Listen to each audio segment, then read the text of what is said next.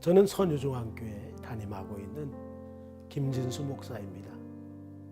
오늘 그 유명한 예수님의 그 첫 번째 기적, 예수님의 어머니가 예수님에게 와서 저들에게 포도주가 없다 하는 바로 이 말씀을 제목으로 해서 오늘 함께 은혜를 나누려고 합니다.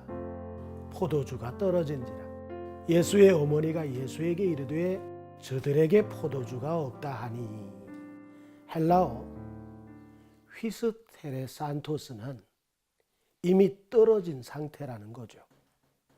포도주를 담았던 독이 이미 바닥이 되었다는 겁니다.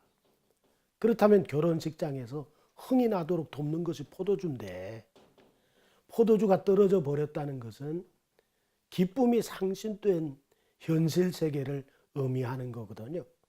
그런데 인간에게 기쁨의 근원이 되는 물질은 자꾸만 소비가 되는 것이고, 어떤 때는 뭡니까? 바닥을 드러내기도 한다는 거거든요. 그리고 물질의 바닥에서 경험되는 인간의 마음은 기쁨의 상실이라는 겁니다.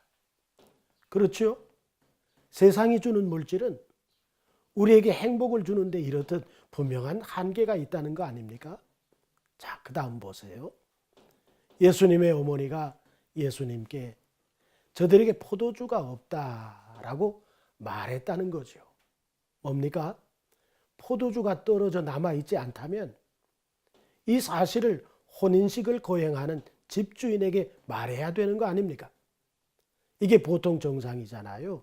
그런데 우리 예수 믿는 사람들은 문제가 생기게 될 때 인간적인 방법을 강구하기보다는 예수님의 어머니처럼 예수님께로 가서 주의 도우심을 구한다는 거죠.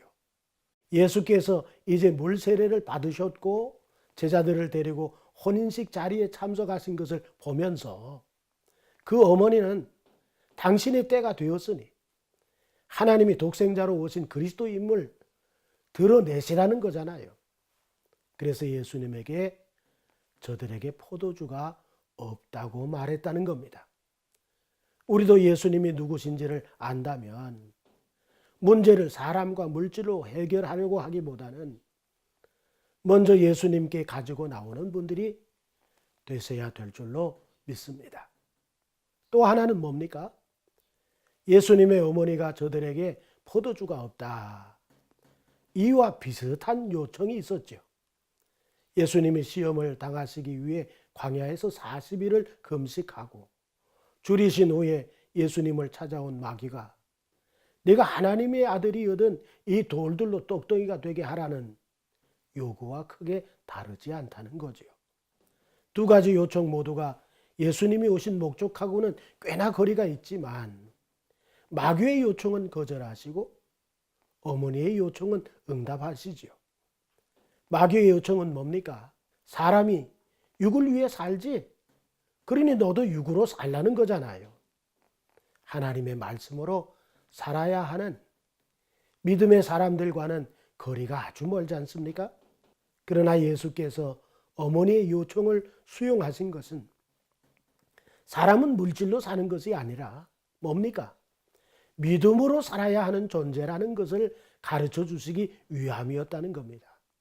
그래서 우리가 잘 아는 대로 물이 포도주가 되는 첫 번의 기적을 나타내셨다는 거지요.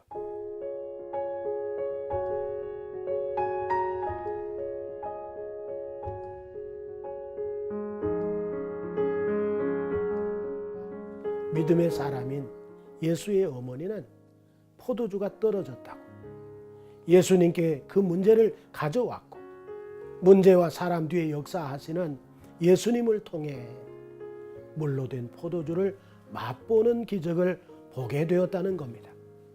우리 역시 예수 그리스도를 창조주로 믿는 이들로서 환경이나 사람이 아니라 기도가 먼저, 믿음이 먼저, 주님을 먼저 보는 신앙인들이 되시기를 주님의 이름으로 간절히 축원을 드립니다.